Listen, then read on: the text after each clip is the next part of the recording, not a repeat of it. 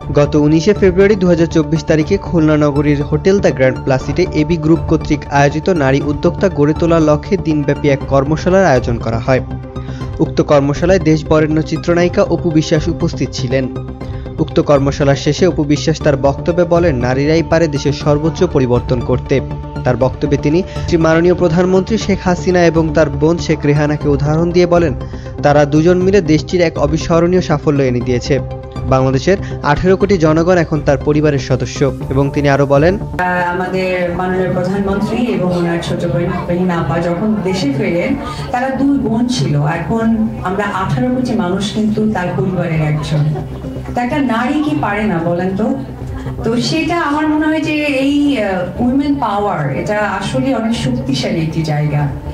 তো ওই জায়গা থেকে আমি প্রথমেই রেসপেক্ট আপনারা যারা এখানে উপস্থিত হয়েছেন সবাইকে, এত সুন্দর লাগছে, আমি লজ্জা পেয়ে যাচ্ছি, কারণ খুব সুন্দরী সবাই। আসলে আমরা ফ্রন্টে থাকার জন্য সবসময় ইন ডিটেল দেখতে পাই, আপনারা ফ্রন্টে আসেন না, ইন ডিটেলটা দেখা যায় না, বাট রিয়েলি আপনারা অনেক সুন্দরী। আর আজকের কালার তো আসলে বলার বাহুল্য, সেটা হচ্ছে আপু নিজেও পরে আছেন হোয়াইট অ্যান্ড পিঙ্ক। পিঙ্ক মেয়েদের একটি কালার, এবং ছোটবেলায় বাচ্চা মেয়েদেরকে পিঙ্ক ছাড়া আমরা চিন্তাই করতে পারি না, যদিও আমার ছেলে ব্লু ছাড়া পছন্দ করে না, কারণ আমার ছেলে তখনই বুঝতে পারি। আমারও কিন্তু খুব ভালো লাগে পিঙ্ক অ্যান্ড হোয়াইট, কারণ এটার মধ্যে না একটা মাতৃত্বের শান্তি পাওয়া যায়। তো আসলে যেটা বলার জন্য সেটা হচ্ছে নাহিয়ান ফাউন্ডেশন এবং এবি গ্রুপ, আপনারা দেখতে পাচ্ছেন এরকম সার্টিফিকেট তৈরি করা হয়েছে। ভেরি রিসেন্ট না, আমি বলবো বিগত আমার ব্যক্তি জীবনের চড়াই উতরার পর থেকে আমি ডিসিশন নিয়েছি যে আমি নারীদেরকে নিয়ে কাজ করব। এবং বিগত কিছুদিন আগে সংরক্ষিত মহিলা আসনে আমি দাঁড়িয়েছি, পরে আমার যেখানেই যে সুযোগ হয়েছে কথা বলার, আমি কিন্তু বলেছি যে আমি নারীদেরকে নিয়ে কাজ করব। আমার এটাই একটা থিম। আমি কিন্তু রাজনীতি করব বা রাজনীতির জায়গা থেকে এগিয়ে যেতে চাই তা নয়।